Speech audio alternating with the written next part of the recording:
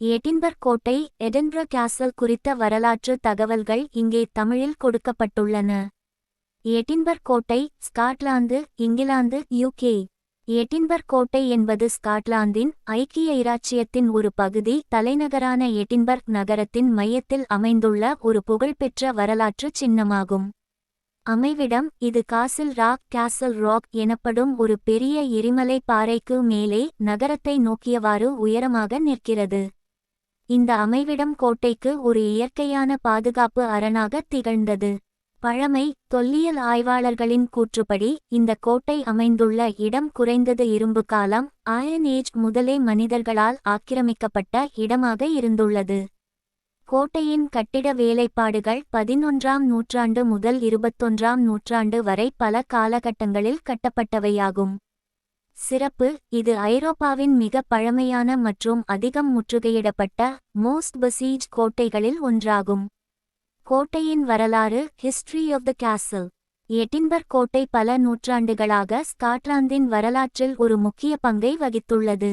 ஆரம்ப காலகட்டங்கள். புனித மார்கரெட்டின் தேவாலயம் ஸ்ட்ரீட் மார்கரெட் எஸ் சாப்பல் இந்த கோட்டையில் உள்ள கட்டிடங்களிலேயே மிகவும் பழமையானது புனித மார்கரெட்டின் தேவாலயம் ஆகும். இது 12ஆம் நூற்றாண்டில் ஸ்காட்லாந்தின் மன்னன் 4ஆம் டேவிட்டால் கிங் டேவிட் 4 அவரது தாய் புனித மார்கரெட்டின் நினைவாக கட்டப்பட்டது. அரச இருப்பிடம் ராயல் ரெசிடென்ஸ். பல நூற்றாண்டுகளாக எடின்பர்க் கோட்டை ஸ்காட்லாந்தின் அரசர்கள் மற்றும் ராணிகளின் உத்தியோகபூர்வ அரச இருப்பிடமாகச் செயல்பட்டது. ஸ்காட்டிஷ் சுதந்திரப் போர்கள் Wars of Scottish independence.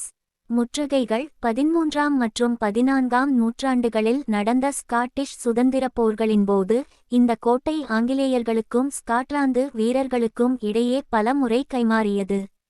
Thomas ராண்டால்ஃபின் துணிகர தாக்குதல் 1314 1314ஆம் ஆண்டில் ஸ்காட்லாந்து மன்னன் ராபர்ட் ப்ரூஸின் மருமகனான தாமஸ் ராண்டால்ஃப் ஒரு துணிகரமான இரவு தாக்குதலில் ஆங்கிலேயர்களிடமிருந்து கோட்டையை மீட்டெடுத்தார். இராணுவ முக்கியத்துவம். மோன்ஸ்மேக் பீரங்கி. மோன்ஸ்மேக் 15ஆம் நூற்றாண்டில் உலகின் மிகப்பெரிய இடைக்கால பீரங்கிகளில் ஒன்றான மோன்ஸ்மேக் இந்த கோட்டைக்கு வழங்கப்பட்டது. ஒரு மணி நேர துப்பாக்கிச் சூடு 1 o'clock கன் 1861ஆம் ஆண்டு முதல் ஒவ்வொரு நாளும் ஞாயிறு தவிர சரியாக மதியம் 1 மணிக்கு துறைமுகத்தில் உள்ள கப்பல்களுக்கு நேரத்தைச் சொல்வதற்காக ஒரு பீரங்கி சுடப்படுகிறது.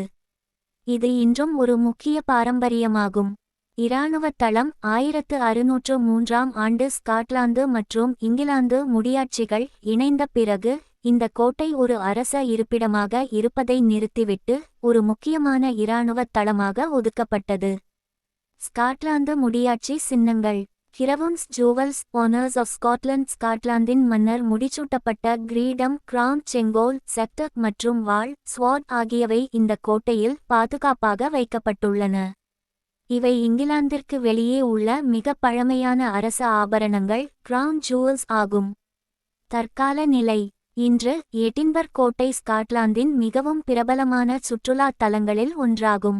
இது ஆண்டுதோறும் 2 மில்லியனுக்கும் அதிகமான பார்வையாளர்களை ஈர்க்கிறது.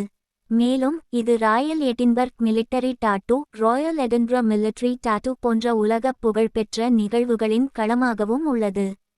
இந்த கோட்டை குறித்த வேறு ஏதேனும் குறிப்பிட்ட வரலாற்று காலகட்டம் அல்லது அம்சம் பற்றி நீங்கள் தெரிந்து கொள்ள விரும்புகிறீர்களா?